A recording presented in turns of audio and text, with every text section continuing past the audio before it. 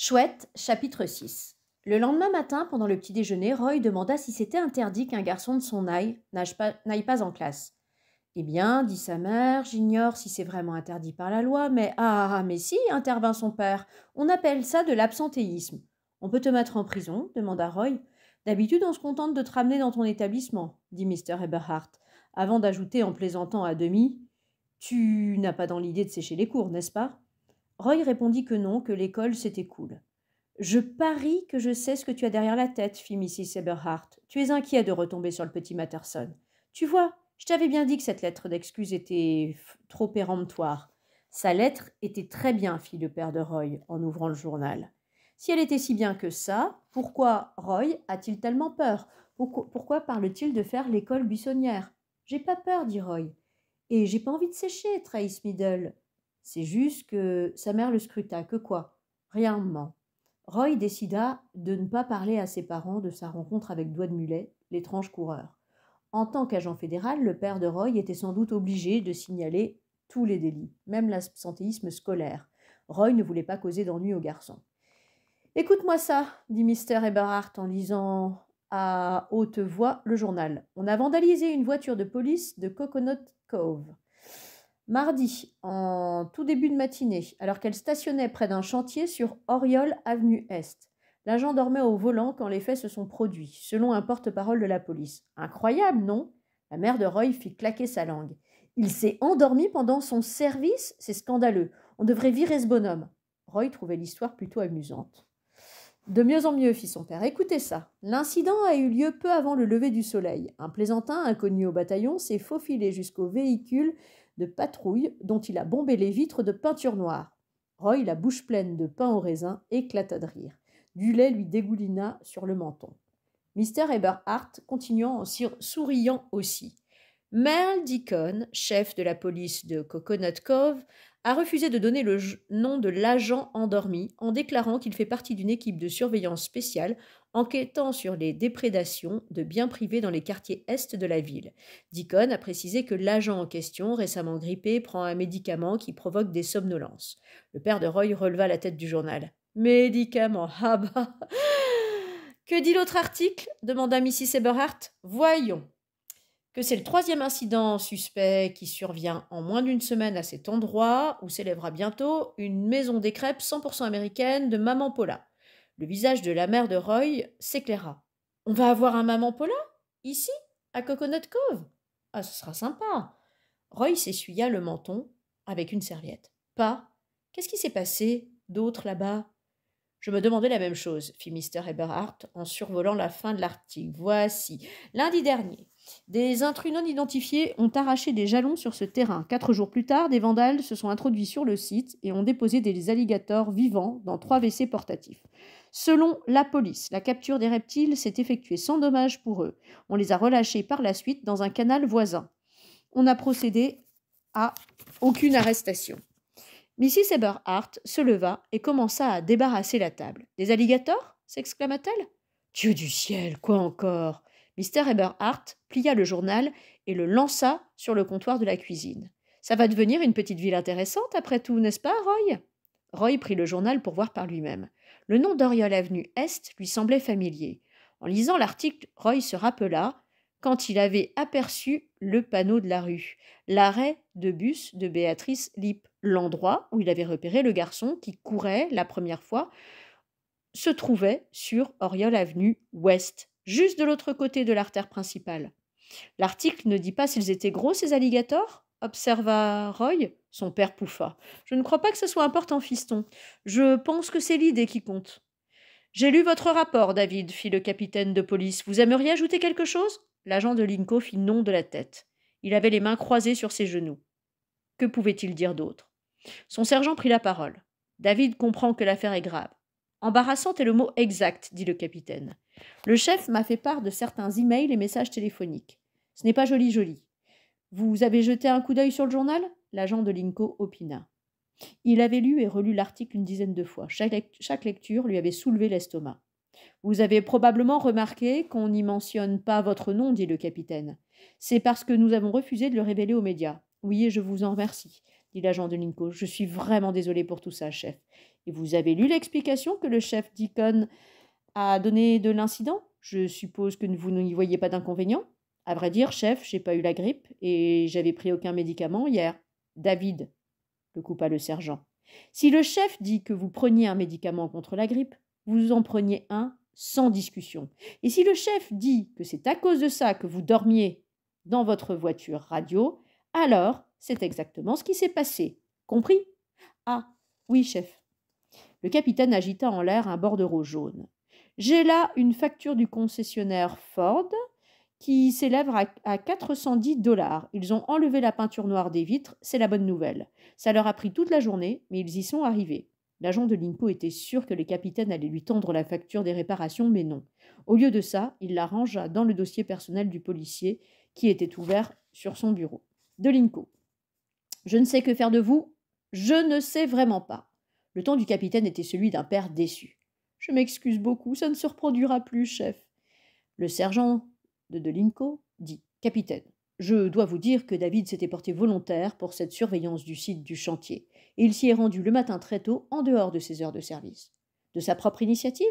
Le capitaine croisa les bras. « Eh bien, voilà qui est louable. Puis-je vous demander, David, pourquoi vous avez fait ça ?»« Parce que je voulais attraper les coupables, » répliqua l'agent de Linco. « Je savais que c'était une priorité pour vous et le chef. C'est la seule raison. Vous n'avez pas d'enjeu personnel dans cette affaire. » Maintenant, si, songea l'agent de Linco, maintenant qu'on m'a fait tourner en bourrique. Non, chef, fit-il. Le capitaine porta son attention sur le sergent. Eh bien, il va falloir qu'il y ait une sorte de sanction, que cela nous plaise ou non. Le chef l'a trop mal pris. Je suis d'accord, fit le sergent. L'agent de Linco en eut le cœur serré. Toute mesure disciplinaire figurerait automatiquement sur ses états de service. Ça pourrait poser problème pour une éventuelle promotion. Chef, je paierai cette facture de ma poche, proposa l'agent de Linco. 410 $ entamait sérieusement le montant de son salaire, mais que son dossier reste sans tâche valait bien ça. Le capitaine répondit à l'agent de Linco qu'il n'était pas obligé de régler la facture et que ça ne satisferait pas le chef de toute façon. Donc, je vous mets à l'accueil, fit-il, pour 1 mois. David y survivra très bien, dit le sergent. Et la surveillance du maman Paula demanda l'agent de Linco. Ne vous en faites pas, elle sera assurée. On y affectera quelqu'un de l'équipe de nuit. Bien, chef. L'agent de Linco fut déprimé à l'idée de se retrouver coincé derrière un bureau à ne rien faire.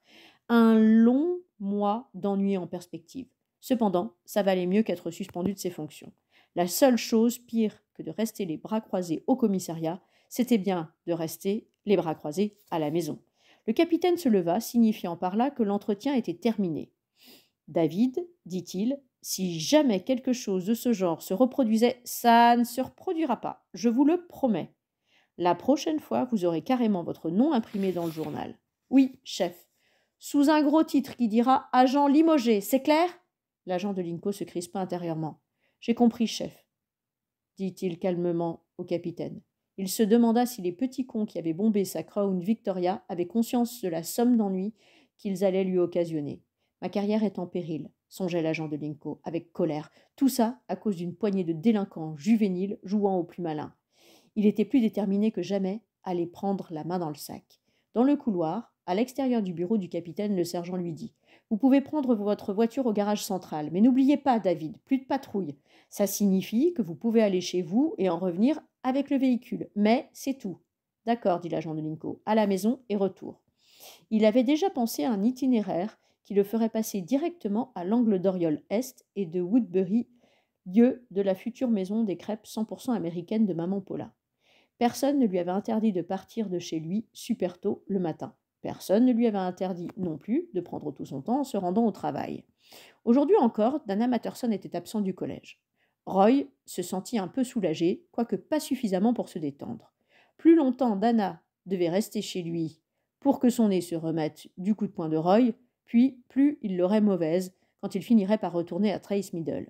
« T'as encore le temps de te casser de la ville, lui suggéra gentiment Garrett. « Je vais pas m'enfuir, arrivera ce qui arrivera. » Roy n'essayait pas de la jouer cool. Il avait beaucoup réfléchi au problème d'Anna. Un nouvel affrontement semblait inévitable et quelque chose en lui avait simplement envie d'en finir. Sans être crâneur, il avait un penchant très net pour la fierté. Il n'avait pas l'intention de passer le reste de l'année à se planquer dans la toilette ou à se faufiler dans les couloirs, rien que pour éviter cette brute épaisse. Je devrais probablement pas te dire ça, fit Gareth, mais certains élèves prennent des paris. Super, il parie que Dana va réussir à me dérouiller. Non, sur le nombre de fois qu'il va le faire. Cool, dit Roy. En fait, deux bonnes choses avaient résulté de son altercation avec Dana Matterson. La première, c'était que Roy avait filé avec succès le garçon aux pieds nus jusqu'au parcours de golf. La deuxième, c'était que la sous-directrice lui avait interdit de prendre le bus pendant 15 jours. C'était sympa que sa mère vienne le chercher à l'école. Il parlait dans la voiture et Roy rentrait chez lui 20 minutes plus tôt. Le téléphone sonnait quand ils franchirent la porte. C'était la sœur de sa mère qui appelait de Californie pour bavarder. Roy en profita pour récupérer une boîte à chaussures dans sa chambre et s'éclipser tranquillement par la porte de derrière. Il se redirigea vers le parcours de golf en faisant un léger détour.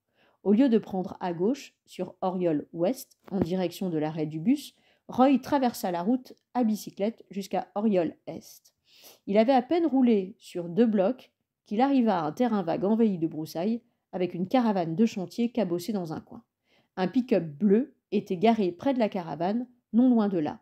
Il y avait 3 engins, genre bulldozer, et une rangée de toilettes portatives. Roy se dit que ça devait être à cet endroit qu'on avait bombé la voiture de police et qu'on avait caché les alligators dans les latrines. À peine Roy arrêtait-il sa bicyclette que la porte de la caravane s'ouvrit à la volée et qu'un type chauve et trapu se précipita dehors. Il portait un pantalon de travail mastic, une chemise assortie avec un nom cousu sur la poitrine. Mais Roy était trop loin pour le lire. « Qu'est-ce que tu veux » aboya l'homme, rouge de colère. « Hé, gamin, c'est à toi que je parle !»« C'est quoi son problème » se dit Roy. Le type s'avança, pointant le doigt sur lui. « Y a quoi dans cette boîte » hurla-t-il. « Qu'est-ce que toi et tes petits copains avaient prévu pour ce soir, hein ?» Roy effectua un demi-tour à vélo et s'éloigna en pédalant. Le type avait l'air d'un vrai dingue. « T'as raison, et t'avises pas de revenir, beugla le chauve, le menaçant du poing. La prochaine fois, il y aura des chiens de garde qui t'attendront. Les kleps les plus méchants que t'aies jamais vus. » Roy pédala plus vite, sans se retourner. Les nuages s'assombrissaient et il crut sentir une goutte de pluie sur sa joue. Dans le lointain, le tonnerre grondait. Même après avoir traversé la route pour rejoindre Oriole Ouest, Roy ne ralentit pas l'allure. Le temps qu'il arrive au golf, une bruine persistante tombait. Il sauta de sa bicyclette et, protégeant la boîte à chaussures de ses bras, parcourut au trot les greens et les fairways déserts. Il atteignit bientôt le fourré de Poivrier, où il avait rencontré le dénommé Doigt de Mulet. Roy s'était mentalement préparé à ce qu'on lui bande les yeux et qu'on l'attache à nouveau. Il avait même composé un petit discours pour l'occasion. Il était déterminé à persuader Doigt de Mulet qu'il était digne de confiance, qu'il n'était pas venu jouer les troubles fêtes, mais plutôt pour l'aider, si Doigt de Mulet avait besoin de l'être. Tout en se faufilant dans le fourré, Roy ramassa une branche morte sur le sol. Elle était assez grosse pour impressionner un mocassin bouche de coton, même s'il espérait que ce ne serait pas nécessaire. En arrivant au fossé, il ne vit aucun signe des serpents venimeux à la queue pailletée. Le campement de l'étrange coureur avait disparu, on avait nettoyé, embarqué tous les sacs plastiques et recouvert le foyer de terre. Roy piqua du bout de la branche morte le sol meuble qui ne livra aucun indice. Morose, il chercha des empreintes de pas et n'en trouva aucune. Doigt de Mulet s'était envolé sans laisser de traces. Au moment où Roy émergea sur le fairway, le ciel violet s'ouvrit. La pluie le cingla en rafales poussées par le vent qui lui piquait le visage et la foudre tomba tout près. Roy, frissonnant, se mit à courir. Pendant un orage, le pire endroit où se trouvait, c'était un parcours de golf près des arbres. En courant, tressaillant au moindre coup de tonnerre, il se sentit coupable de s'être enfui de la maison en cachette. Sa mère allait se rendre malade d'inquiétude quand elle s'apercevrait qu'il était dehors par ce temps. Elle pourrait même prendre la voiture et partir à sa recherche, éventualité qui inquiétait Roy. Il n'avait pas envie que sa mère conduise dans des conditions aussi dangereuses. Il pleuvait si fort qu'elle n'aurait pas une très bonne visibilité. Tout trempé et fatigué qu'il était, Roy se força à courir plus vite, plissant les yeux sous le déluge. Il n'arrêtait pas de penser. Ça ne peut pas être bien loin. Il cherchait le jet d'eau où il avait laissé son vélo. Enfin, alors qu'un nouvel éclair illuminait violemment le fairway, il l'aperçut à 20 mètres devant lui. Mais sa bicyclette n'était plus là. Roy pensa d'abord qu'il s'était trompé de jet d'eau. Il avait dû se perdre sous l'orage. Puis il reconnut une cabane de jardinier près de là et un kiosque en bois avec un distributeur de boissons. Il était bien au bon endroit. Roy se tenait sous la pluie et fixait, malheureux, le lieu où il avait laissé sa bécane. D'habitude, il prenait soin de la cadenasser, mais il avait été trop pressé aujourd'hui. En plus, elle n'était plus là. On l'avait volée probablement, pour s'abriter de la pluie. Roy fila dans le kiosque. La boîte à chaussures trempée partait en morceaux entre ses mains. Rentrer à pied à la maison, c'était une sacrée trotte, et Roy savait qu'il ne pourrait y arriver avant la tombée de la nuit. Ses parents allaient grimper au rideau. Pendant 10 minutes, Roy demeura dans le kiosque, dégoulinant sur le sol, attendant que l'averse diminue. Le tonnerre et les éclairs semblèrent rouler vers l'est, mais la pluie ne cessait pas. Roy finit par sortir, tête baissée, et prit en pataugeant la direction de son quartier. Chaque pas provoquait une gerbe d'éclaboussures. Des gouttes de pluie sillonnaient son front et s'accrochaient à ses cils. Il aurait aimé porter une casquette. En atteignant le trottoir, il essaya de courir, mais autant barboter dans les hauts fonds d'un lac interminable. Roy avait remarqué ça à propos de la Floride. Le paysage était si peu élevé et si plat que les flaques mettaient une éternité à se résorber. Tout en cheminant, il arriva bientôt à l'arrêt de bus où il avait aperçu pour la première fois l'étrange coureur.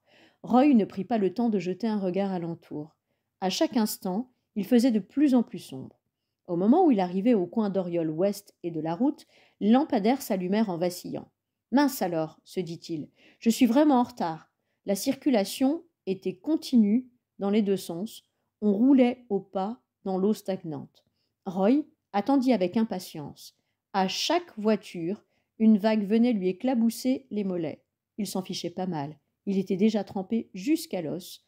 Repérant un trou dans le flux, Roy s'aventura sur la chaussée. « Attention !» cria une voix dans son dos. Roy recula d'un bond sur le trottoir et fit volte-face. Il aperçut Béatrice Lipp montrer sur sa bicyclette. « Qu'est-ce que t'as dans cette boîte à chaussures, cowgirl ?»